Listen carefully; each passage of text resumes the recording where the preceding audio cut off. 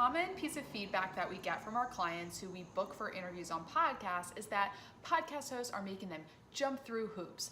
They're giving them tasks to do in order to be on the show, or they're making requests of them to do things after the show goes live. And while sometimes this stuff can occur to them as a burden or as all this extra work, hoops to jump through, in reality, the things that podcast hosts ask us experts to do are things that are going to help the show get more listeners, which is going to help the guest because the guest wants to have more people listen to their show. So let's take a look at some of these hoops.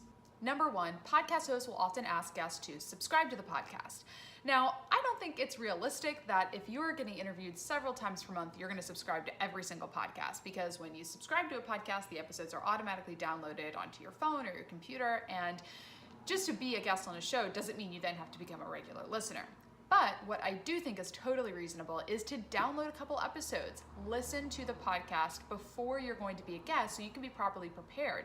If you end up liking the show, subscribe. Number two, hosts will often ask their guests to rate and review the podcast on iTunes. Now, we've heard some clients say, well, if they're just getting all of their guests to rate and review, then all the reviews are fake. Well, let's just take a look at why hosts want reviews. Many podcast hosts want to get more reviews because they believe when they have more reviews and ratings, iTunes will put them higher up in the rankings, and thus more people will find the show. Even if the reviews are fake, or if they were there because the host requested someone to put it there, theoretically it's helping the show get found by more listeners, which is going to help the guest because then more people will hear their interview. So don't leave a fake review, listen to the podcast, and then leave a kind review on iTunes. It's going to help you because it's going to help get more listeners to the show. Number three, the host will ask you as the guest to follow them on social media. Now, on the one hand, you could say, well, you're just asking me to do this because you want more followers. On the other hand, podcast interviews are a relationship marketing strategy. You are going to see results from your interviews because you are building relationships with podcast hosts and podcast listeners. And when we're working online, we're not seeing people face to face. Social media is a great place to build relationships, so you should be doing that anyway. Follow them on Twitter, connect with them on LinkedIn, send them a message, friend them on Facebook, like their Facebook page, follow them on Instagram, get in their network, be on their radar. Hosts are interviewing tons of people every month, and I'm telling you, even if you feel like you're very special, which you are, after a couple months, if you're not connected with them on social media, they're gonna forget you.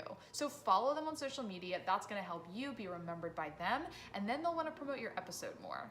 And lastly, the host will definitely ask you to promote the episode, promote your interview. Now, I recommend promoting your interview, especially if the content that you share in the interview is going to be valuable to your followers.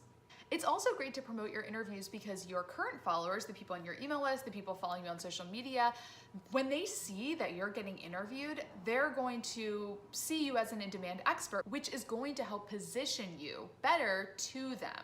So they might not necessarily click and listen to the interview, but if they just see that you keep getting interviewed, they're like, wow, something's up. I mean, he must have something going on. She must have something she's promoting. I'm gonna listen and find out what's going on. Why is she getting interviewed so much? So it does help you be positioned as an in-demand expert and as a successful entrepreneur. Promoting your interview is also great because it's going to help the show get more listeners, and I'm telling you, as a host, the interviews that I've done on my show that have the most downloads are the ones where the guest promoted it, and it makes me remember those guests so much more. It makes me like those guests more, honestly, because they're helping grow my audience. So promote the episode not only to help yourself get more followers and be positioned better, but also to help the show that you're a guest on get more listeners, because the host is going to remember you more and you're going to be on their radar a lot longer. So remember, these are not hoops to jump through. These are not absurd requests.